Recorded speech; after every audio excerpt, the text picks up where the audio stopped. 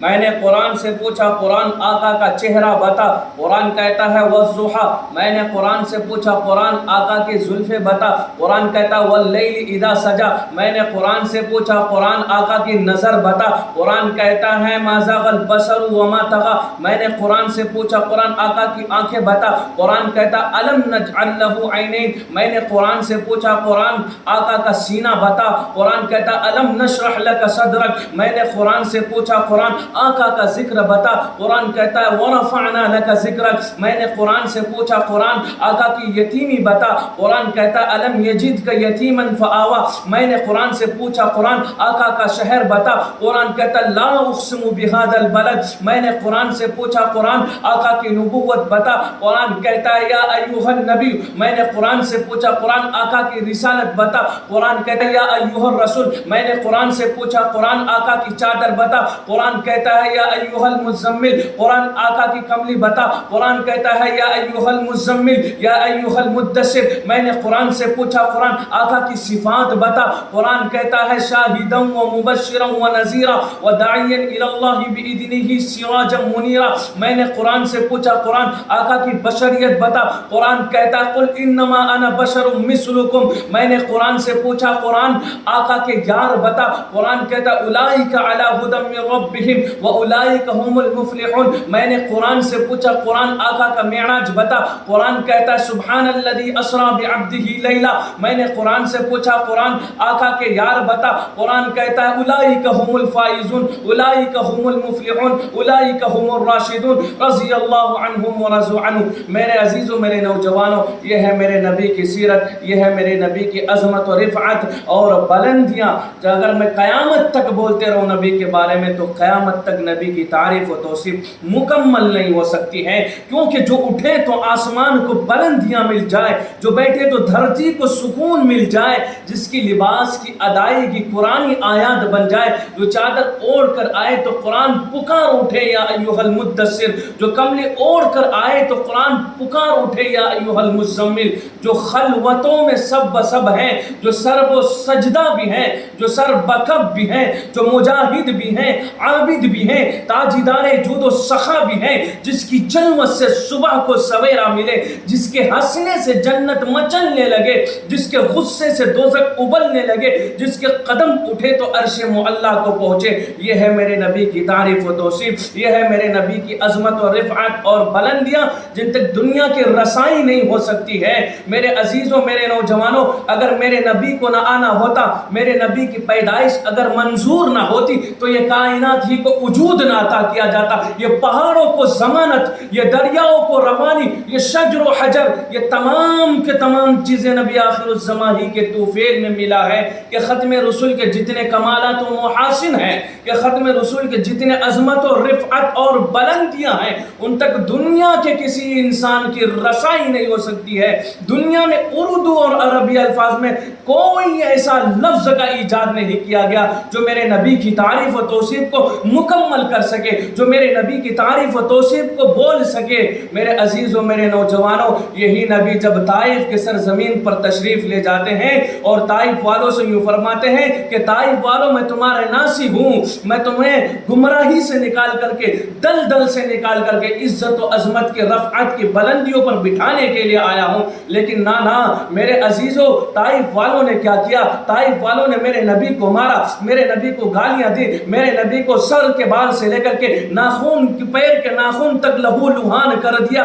ایسے وقت میں، ایسے ماحول میں اوباش لڑکے کو ان کے پیچھے لگا دیا، ان کو ستانے لگے۔ ایسے ماحول میں رب کا عرش غصے میں آتا ہے، تھرا جاتا ہے، اور رب حکم کرتا ہے ہواؤں کے فرشتوں کو، پانیوں کے فرشتوں کو، چارے طرف کے فرشتوں کو حکم کرتا ہے کہ جاؤ میرے محبوب سے پوچھ کر کے آؤ کہ کیا ضرورت ہے ان کو، میرے محبوب کیا حکم فرماتے ہیں۔ فرشتے آتے ہیں اور حکم کرتے ہیں کہ یا رسول اللہ صلی اللہ علیہ وسلم، آپ صرف حکم دے دیجئے ان اوباشوں کو، ان کمبختوں کو دو پہاڑوں میں ملا کر کے پیس پیس پر کے کر کے ان کی خیمہ کر دوں۔ لیکن نہ میں قربان جاؤں اس نبی پر، اس نبی کی عظمت پر، اس نبی کی صفات پر، اس نبی کی اسوہ حسنہ پر۔ میرے نبی نے کیا کہا، کان کھول کر کے سن لیجئے اور سینے پر ہاتھ رکھ کر کے یہ سوچئے گا۔ میرے نبی نے کہا کہ نہ میں اس دنیا میں رحمت بن کر کے آیا ہوں. وما ارسلناک الا رحمتا للعالمین.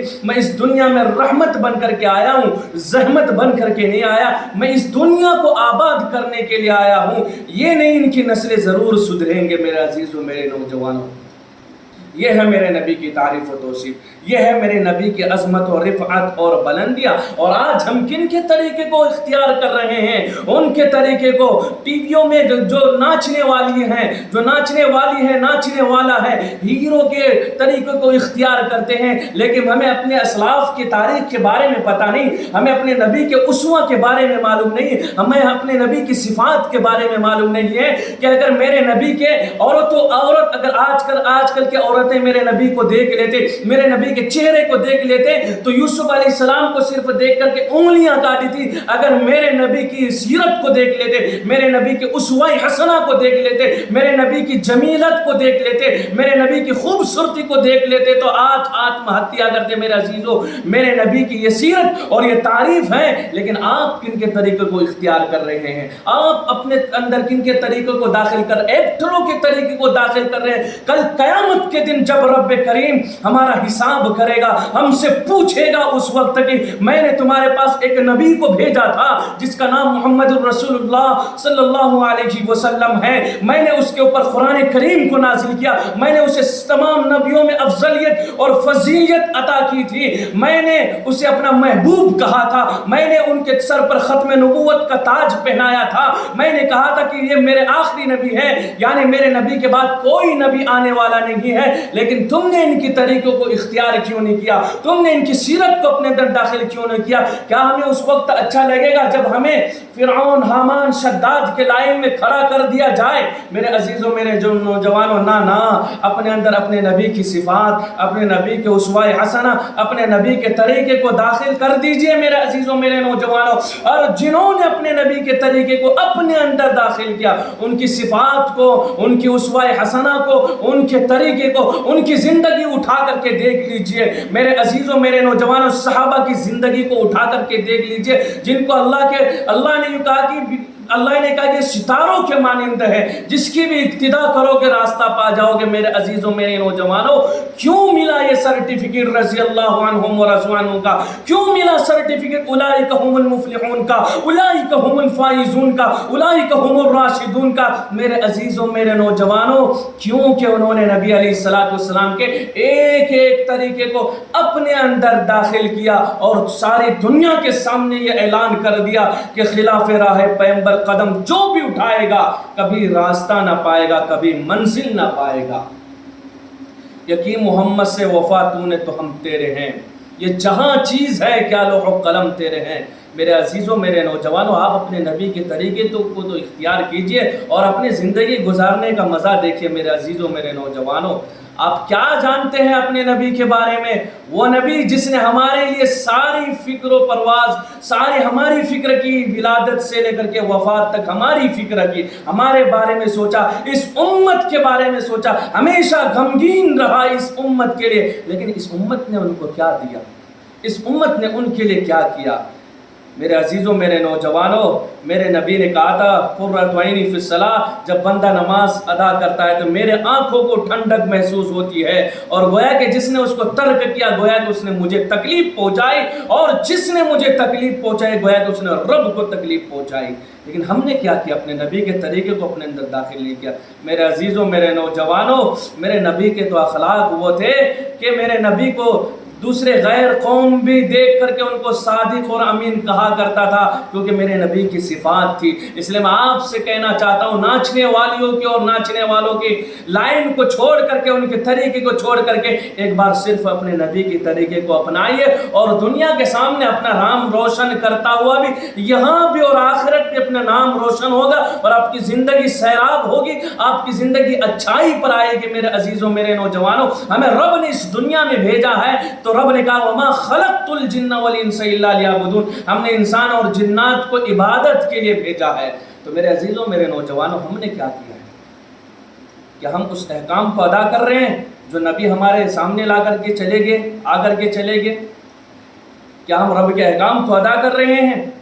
کہ رب پوچھے گا کل قیامت کے دن کہ میں اس کائنات کا مالک تھا، میں نے اس کائنات کو بنایا تھا، یہ ساتوں زمین، یہ ساتوں آسمان، یہ لہلاتے ہوئے پہاڑ، یہ سمندر کی مچھلیاں، کیڑے مکوڑے تک رزق پہنچانے والا میں، تمہیں رزق پہنچانے والا میں، غیر قوموں کو بھی، کفاروں کو بھی، مشرکینوں کو بھی رزق پہنچانے والا میں۔ لیکن ایک دوست تمہیں اگر کچھ چائے پلا دے ان کے لیے تم سلام ٹھوکا کرتے تھے، لیکن جس نے تمہیں زندگی دی، جس نے تمہیں روزی دیا، جس نے تمہیں جینے کا سلیقہ سکھایا، جس نے اس کائنات کو بنایا، جو کائنات 18,000 مخلوقات جس کے حکم کے تابع ہیں، تم نے اس کے لیے کیا کیا؟ کہ تمہارے پاس 1 گھنٹہ نہیں تھا میرے پاس نکالنے کے لیے میرے عزیزوں، میرے نوجوانوں، تو اس دن کیا جواب دو گے؟ اس لیے میں کہنا چاہتا ہوں کہ اپنی نبی کو سیرت کے اپنے اندر داخل کر دو۔